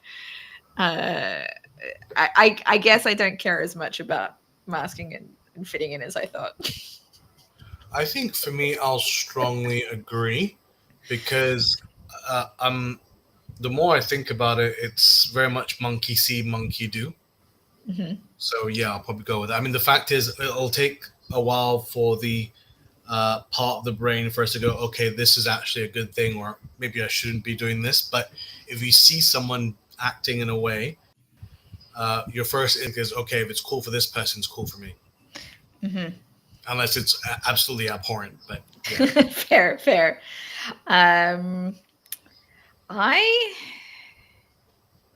I don't think that I do. I'm going to go somewhat disagree. Maybe there are situations where I have, but I can't think of like any specifics of examples of me doing that. Mm-hmm. I always think about the impression I make on other people. Yeah, I am a. Yeah, it bothers me. It really bothers me because like That you I do think remember. about it. Yeah, because I remember like when I was in school. Um, I still remember this. I think I might have mentioned this before. This girl called Jane, who I didn't really know, came up to me and she was like, "Sharad, I don't like you." Mm. Yeah, and I was just like, and my immediate thing was like, I don't care. Get buh, like get away from me. I don't care. But for the rest of that trip, we were on a school trip, and the rest of that trip, I was like, why doesn't she like me? What did I do? And mind you, I don't know her at all. I've not stayed in touch with her. We're not friends, but it still bothers me. I'm like, why? What did I do that was so repulsive? So yeah. Yeah. I'm gonna say strongly agree. Or maybe strongly agree or agree. Because I don't think I always do, but I often do. So I'm going to agree because, again, like you, I've had experiences like that where I'm just like, did I do something wrong? What are they judging me for me behaving this way? Like, yeah. So agree. Doesn't necessarily mean that I would change my behavior as a No. result, but I do think about it. I need the support of other people in order to socialize. I'll Usually. strongly agree because well, you need two to tango, don't you? You can't be doing things by yourself. So yeah. No. I think it means like if you're in a setting where you don't know anyone, right? Or like there's a lot of strangers, right? Do you need other like people that you do know to help you socialize with these No. strangers, or are you comfortable in that kind of situation? Okay. Well, in that situation, then no, I strongly disagree. Because it's not like you can socialize with the wall. Like, of course, there has to be people involved. I don't know. It could be a very beautiful wall. You don't know that. I'm Beautiful socializing mesh with wall. myself. Beautiful wall. I have Lovely. DID and I'm socializing with myself. um, sorry. I'm gonna go somewhat agree. It is easier for me to socialize when I have support from other people. Yeah. Even if they're not like helping me by talking for me, but like just having their like presence Hmm. is or like their belief in me. Like I'm thinking about back to when I was in Malaysia, and when I started to be way more invested and comfortable in the comedy scene and making more friends, it was because I had developed a close friendship with one person who believed in me, and then that made it easier for me to socialize with more people. But until Gotcha. I had that friendship, it was like way more challenging for me. Hmm. All right, my dad's got at least one more comment for us here. Let me see.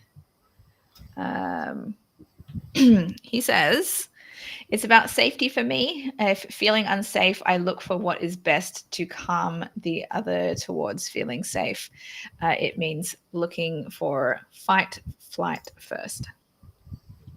I don't Sure, remember that makes sense. which question that was in response to.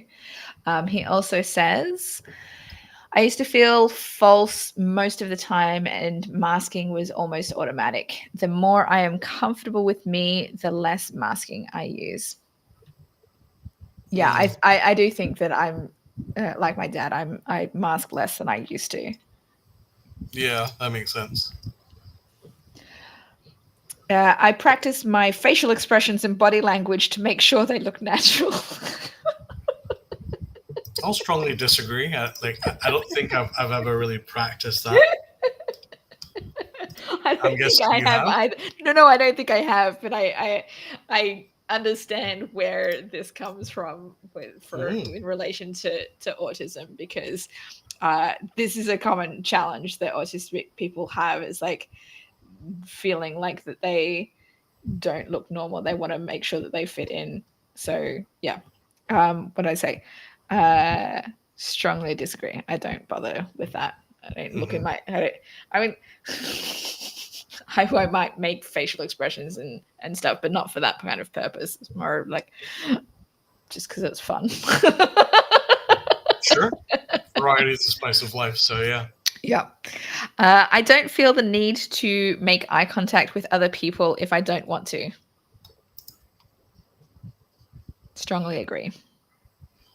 I'll strongly disagree. You, I don't you know. feel like you have to make eye contact with people even if you don't want to? I mean, it's not that I don't want to. It's just that I feel like You're I supposed have to. to. I have to. Like no, it's if if I'm commuting, it's I think it's just part of my quote unquote training where whenever you're speaking to someone, make eye contact. Even if let's say you're doing a speech or a stand up routine, you make eye contact with someone, and then the next one, and then the next one to tell that story. See, my trick is if I want someone to think that I'm making eye contact with them, I will probably look at a different part of their face than their eyes, but it will look like I'm Yeah. looking at them. Or it might be their nose or their chin. Yeah. It's definitely not their eyes. And occasionally I will look at somebody's eyes, but I just think about like especially if I'm thinking about something and I want to express exactly what I'm thinking.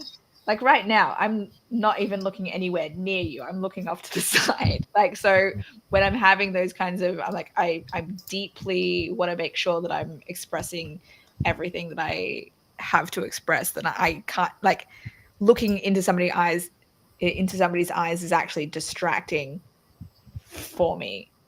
It gets me off track of what I'm trying to say sometimes. Hmm.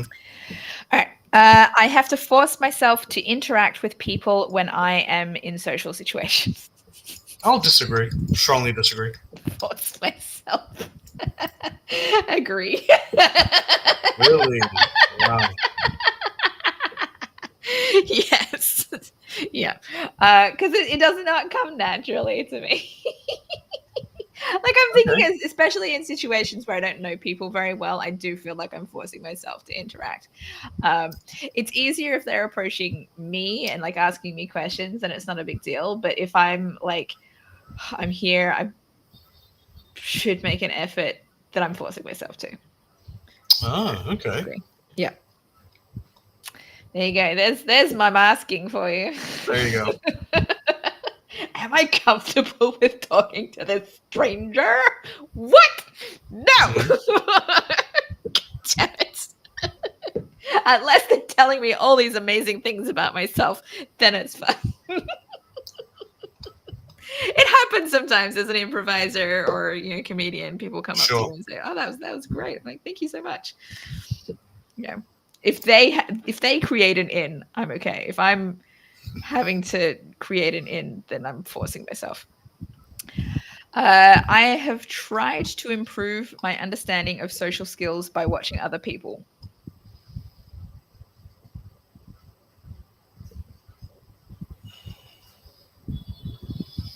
I'll say I'll agree because there are times when I think if we're introspective and you realize like, oh, I shouldn't have said that, or I could have done this better. Obviously, I'll observe and go, oh, this person would have done this better, so maybe I'll adopt that. So that's probably something I would do. Yeah, I'm going to go agree with this one as well. Because it's not even like in the now, it's like in the past, even. I have tried to improve my understanding of social skills. I've definitely, yeah, agree. I monitor my body language or facial expressions so that I appear interested by the person I am interacting with. This is similar to an earlier question, but I don't think it's exactly the same. Yeah, like I guess I will. I don't know. I try to be polite, but I have been told once or twice that I'm not paying attention, so I can go with somewhat disagree. Like this brings back to a memory of Uh-huh. I was at a dinner with my father and my sister and some friends, my father's friends, and my sister had to tell me off because she's like, "Dude, get off your phone." And at first I was like, "Nah, nah, nah, nah," and then the person sat opposite me was like, "Oh, you look really bored." And I was like, "Oh crap!" My sister was like, "I told you so," and I was like, Yeah, I'm gonna say somewhat agree, probably. I don't necessarily do it all the time, but if I want somebody to think that I'm appearing interest or that I'm interested in what they're sharing with me, I don't want them to think that they're boring. Like to me, it's more of a social nicety rather than because I don't want to be rude. Even if I'm genuinely not interested in what they have to say.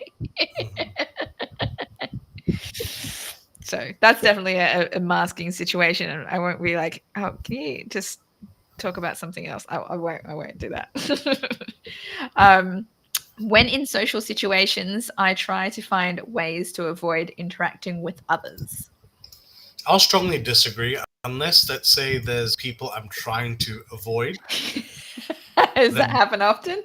no, no, not often. But if I'm just like, oh, I am not speaking to that person, I'll just skedaddle. But yeah, usually that's not a problem. Usually, Okay. Um, uh, yeah, I guess similar, but I probably have more often. Like, I don't know that I want to interact with particular people. Um, I think I'm going to somewhat agree Mhm. because sometimes I don't want to. All right, my dad has another comment for us, I believe. So let me pull this up. If drunk enough, one can socialize with a wall, I suppose. Fair enough. Or are you high? Hmm. An old country western song lyrics. Hello, wall. I'm sorry I didn't see you standing there. I mean, I remember when I was in Hull, I saw someone picking a fight with a lamppost. Oh, wow. Yeah, and I was like, okay, so I yeah, fair enough. I just watched all three Harold and Kumar movies in the last couple of days, and um, when they were super high at one point, they were uh they'd turned into claymation figures and like were hallucinating like all of this kind of stuff, and yeah, they were like having a conversation with a tree and stuff. So I guess That's nice. I guess it happens. I can't relate to that experience though. Like um I marijuana does not interest me. I'm not interested in getting stoned. I can't relate to that, like the stoner experience. But I have seen a lot of stoner films. Just like I guess They're there's the a lot of best. people that are into it. Um, I don't know about the best. Sharad. All right, my dad has Well, another let's agree to comment here. disagree. My dad says eye contact um, was a very eye contact was very uncomfortable. Having done staring exercise gave me an understanding of entering another soul, another's self soul. The intimacy gift, a God connection to others. Okay. All right. We're up to question 17. I have researched the rules of social interactions to improve my social skills. I don't know about rules. I'm going to say disagree. I don't know if I've done. Yeah, no. I'm going to say agree, even though I didn't follow the rules because I've read books specifically about like how to have better conversations. Like I think it's Dale Carnegie's "How to Win Friends and Influence People," for example. I've never read that.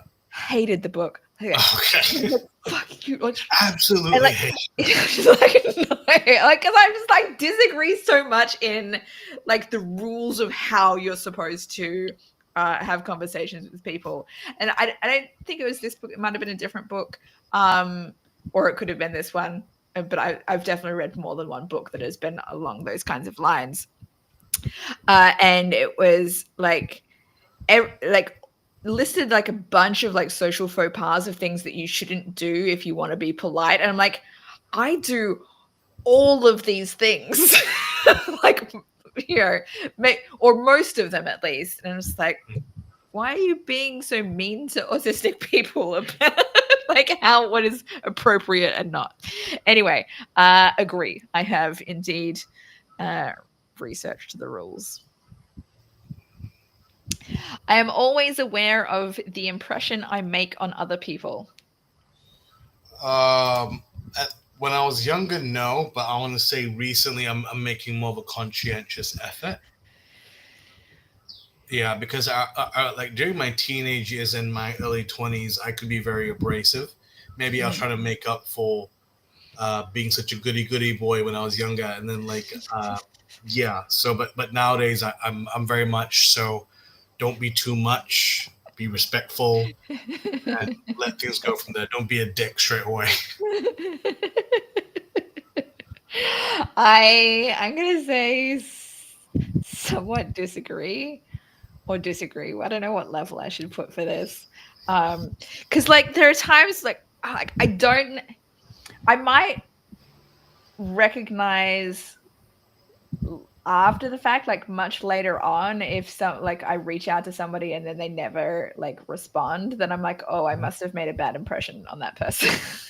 But I will not be like in the moment necessarily aware of the impression that I'm making on a Right. person, Well, unless it's a positive impression, and then I can it's easier to tell. So I'm gonna go somewhat disagree then. it's tricky because I think we're always assuming that, oh, I did something or I didn't do something. But I think the more mature I become, at least I think so. I just realize life just gets in the way. People have got their own things going on, and you're not the center of the universe. So yeah, Sometimes it's just like a mismatch of things that you have in common as well. It's not necessarily like you know something that one person did wrong. There are definitely people that I'm like, oh, can you like just get out of my face? Like oh, I'm also like well, Alfredo saying goodbye. Goodbye. All right, my dad's latest comment was actually in conjunction with this one. The intimacy gift a God connection to others best when mutual, but they say being able to maintain deep eye contact with partners is a sign of predicting marriage last. Well, yeah. I mean, Yeah. I think it goes to the old adage where if you're looking someone in the eye, you're being honest with them. There's no deception, and you're communicating to them in the sense that you're giving them 100% of your attention. Yeah, I think okay, so for me, in terms of with a partner, I I may not necessarily make deep eye contact when having the conversation, but I still have the deep eye contact in intimate moments with silence, right? Yeah. Okay. Does that make So you're sense? just like googly eyes, googly eyes, googly Yeah, eyes. kind of like, like I can tell you're so in love with me. Yeah. Yeah. It's really hard to make eye contact even when I'm if I'm having a conversation with somebody. But in with partner situations, yes, you still need to have some of that. All right. Mhm. Um Next question. We're up to 19 now. I feel free to be myself when I am with other people. I'll agree. I'm going to go agree as well. It's not a strongly agree because there are definitely situations where I do not feel free to be myself, but most of the time I'm fine with it now. I learn how people use their bodies and faces to interact by watching television or films or by reading fiction. Yeah. Yeah. Yes. Yeah. I I mean, would say absolutely that is what yeah. has taught me stuff. I mean, end of the day, though, like we said earlier, books, film, and TV, they're our they're our teaching guide, aren't they? So Yeah. yeah, Yeah. I don't know if that's the case for everyone. Like some people are just more comfortable in social situations and don't actually consume media. yeah, What? Those people are weird. Fine. But yeah, like I've definitely had conversations with people where I'm like, rom-coms taught me like how romance was supposed to be, and often incorrectly, but like that's how I learned that what I thought things were supposed to be like. yeah. I mean, rom coms always taught me that uh, there's going to be a fight, but don't worry because we'll get back together at the end. Yeah, exactly. Mhm. Or another one is that when rom coms, uh, you have to fake it at the beginning, and at some point, what was it? There's gonna be a lot of strife between the two of you. It doesn't have to. You guys could just be really Yeah, really good friends and yeah, have everything in common, but yeah. it's boring. So But the idea of the kind of conflict that is normal is actually more toxic in than yeah, a lot of the conflict that you see in rom-coms is more of the toxic variety where it's not actually healthy for the relationship, but that's how they create drama for movies. well, that's the thing because in film and TV, it's from my experience, it's because you only have a finite time to tell your Mhm. story. Yeah. The things will be the things occurring will be much bigger, right? Mhm. Or else in any kind of relationship, romantic or platonic, things don't usually escalate so quickly. It'll be methodical, maybe, but it'll be small things like it'll be like death by a thousand cuts rather than oh you betrayed me, bum bum bum bum. It's usually Yeah. like this and this and this and this and this. So it's fine. Yes. Um, yeah, there needs to be more better examples. Maybe straight romance is better, like because like rom-coms because they need to have the added kind of drama. I don't know. Anyway, I adjust my body language or facial expressions so that I appear relaxed.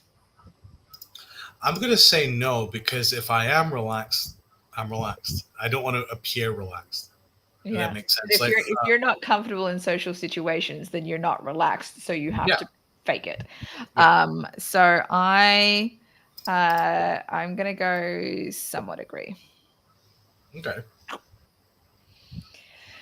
All right, number 22. We're getting close to the end. Yay. Ooh. All right. When talking to other people, I feel like the conversation flows naturally. It depends who I'm talking to. Yeah, I'm gonna say strongly agree, but that's only if it's yeah social. Let's say if it's going to at a business meeting or if I'm at a family do or something, it can be awkward. But usually it flows. If and one thing I know is that I know when to end the conversation. Thankfully, Hmm. if I'm at a place, I'm like, oh okay, blah blah blah. Oh, all right, I'm gonna go to the bathroom or I'm gonna get a drink. I'll see you in a bit, and then just dip.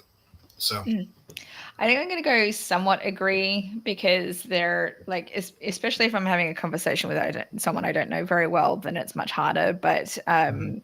if it's like just somebody that I'm, you know, actually socialized with, then it's easier. Right.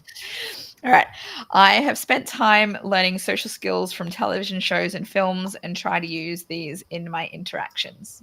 Yeah, monkey see, monkey do. I want to think of a specific example. Can you think of any specific examples of something that you've seen and you're like, oh, I want to try that? Um, I think, like I said, I can't give you specifics, but I have noticed that a lot more characters in film and TV, they're not so nuanced in the sense that they don't hide themselves. Well, not unless they're a Mm, serial killer. So, for example, if people feel something, they say something. So mm, I'm drawn to characters that are more active rather than passive. mhm, Even if, let's say, it doesn't benefit them, even if it hurts them, they act, and those are mhm. the best kind of characters. So yeah, Yeah, I've done the if you love someone, you chase after them because that's what rom-coms tell you to do. yeah. You want them Even if it to fight. doesn't work out. Yeah. So I'm gonna go with um I don't know how much I've done it. I want to say somewhat agree because I don't think that I've like it hasn't always been active and I hasn't like I maybe have it's been more immersive. Like I don't necessarily know that I am taking what I've learned and adapt and taking it into the real world. Hmm. It might be more of a subconscious kind of thing, but there have probably been times where I have Yeah. been more active with it. All right, my dad has another comment. He said, you said you're so in love with So in me. love with me. True. True intimacy shares you are safe with me. I and me is subtle at times. Service is caring for the other. Crushes focus on what you want from the other. That's interesting. I like that. Crushes focus on what you want. Mm-hmm. Interesting. I like that. Yeah, I've definitely, yeah, I've definitely been had situations where like I know I'm in love with somebody because I want to um, do things for them. I want to be Yeah. better for them. Um, so I agree with my dad. Yeah. I mean, when you have a crush on someone, you romanticize who they are. So Mhm. Yeah. Oh, they'll make me feel so amazing. I'm getting the butterflies in my belly. Mhm. All right. In social interactions, I do not pay attention to what my face or body are doing. Agree. I'll disagree. You pay attention to what your body and facial expressions are doing. Yeah. I mean, because I want to be like, I think maybe I try to be as respectful as I can. I mean, to be fair, like I mentioned earlier, there have been times where I'll be so engrossed in other things, or I'll feel left out. I'll just be on my phone. So, but those are the exceptions, not the rule. I'm usually quite aware of myself. Usually, Interesting. Yeah. yeah. I think you're going to get a higher camouflage answer than me. I'm a chameleon, so there you go. I'm a writer. So,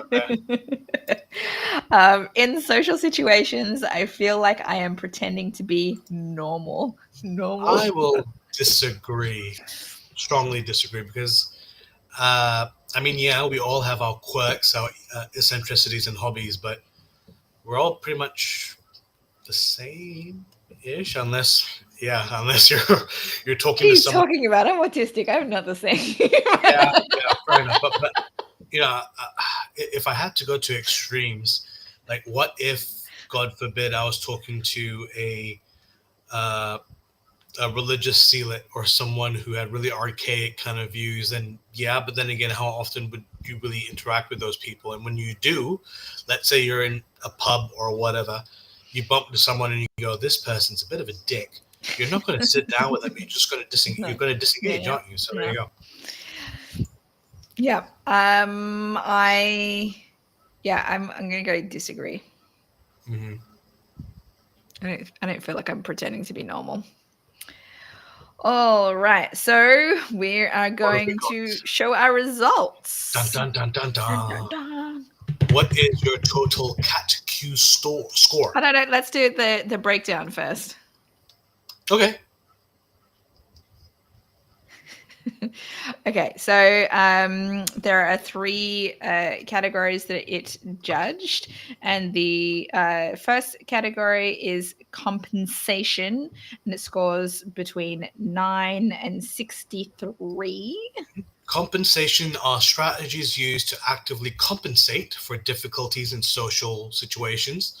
Masking are strategies used to hide autistic characteristics or portray a non artistic persona. And assimilation attempts to blend into social situations in which the individual is uncomfortable without letting others see this discomfort. Okay. Mhm, mhm. So, what did you get for compensation? My score is 31, which I guess is in the higher than average section. I've got 37. You got a higher score than me. Yeah, I told you you would get a higher you score. did. You did. Yeah. For masking, the scores range between 8 and 56 for this one, and the higher the average range starts from 34.7. What did you get? I got 42. Wow, you mask a lot. That's like close to the higher end. It's like eight points that you didn't get. Oh, dear. I got a 33, so I'm actually in the below average range for that. What you see is what you get. Yeah. Yeah, so I don't mask as but FYI, yeah. people, I'm not a serial killer. I'm not. I swear. All right, for simulation, what was your score? I Well, got this is also 15. between a 8 and 56. You I said got 50? 15.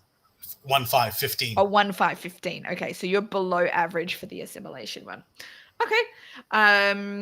I got 29 for that one, so that's wow. the one that I am. Oh no, I guess compensation was my highest score, but within the range, it's about the same because it was a. Anyway, so I got 29, and 29 is like the beginning of the higher than average range. So I'm about right in the middle for that one, I think. And what did you say your overall score was? I didn't yet. So Oh, there you go. so okay, so for the overall score, it's between 25 and 175. The range where it flips over to higher than average is 90.9, and my score was 93. I had 94. Oh wow, we're actually similar. Very similar. Very similar. Because the assimilation score were like the opposite, Yeah. and then the masking was the opposite. So that's interesting that we Yeah. had a different. Yeah, I thought you were going to be much higher than me than that. There you go. And it's just one Different sides of the same there coin. you go. Yeah. There you go. Very interesting. Wow, that was an interesting survey or questionnaire that we filled out. I've never taken that one before, so I was curious about it because last week we talked about the masking stuff, so I was like curious to that's right. this one. Mm-hmm. Look at you. We still had one other questionnaire. It's 80 questions, so we won't do it tonight. But if you're interested, we can do it next time. Yeah, let's do that next time. That's the Ritvo Autism Asperger Diagnostic Scale. So it's for. Wait, let me pull up just to explain what it is. Is it like the comprehensive kind of questionnaire? It's for the more quote unquote intelligent autistic people. Well, so that rules me out already straight away. Okay. No, I mean like in terms of hang on. Click on the link. It says it's a clinician-administered self-report questionnaire designed to identify adults with autism. Wait. No, okay. This assessment is suitable for adults. Adult age 18 plus males and females with average or above average intelligence. Ooh, okay. So because obviously like people's ideas of autism are more of the like learning disability challenge type stuff, whereas so Asperger's is more of the higher intelligence, like quote unquote. Is that so? Correct me if I'm wrong. Asperger's is more the savant kind of. Sometimes, but it is more like it says average or above average intelligence. So you can do well in school, like graduate even with average grades or higher grades, but not necessarily a savant. But a savant would probably be in the Asperger's. Right. I think that's the thing, because in film and TV, savants are the most depicted versions. Yeah. So they're always like, oh, so and so is very socially awkward, but they can be either Rain Man, Forrest Gump, or something like that. Yeah. You can. Yeah.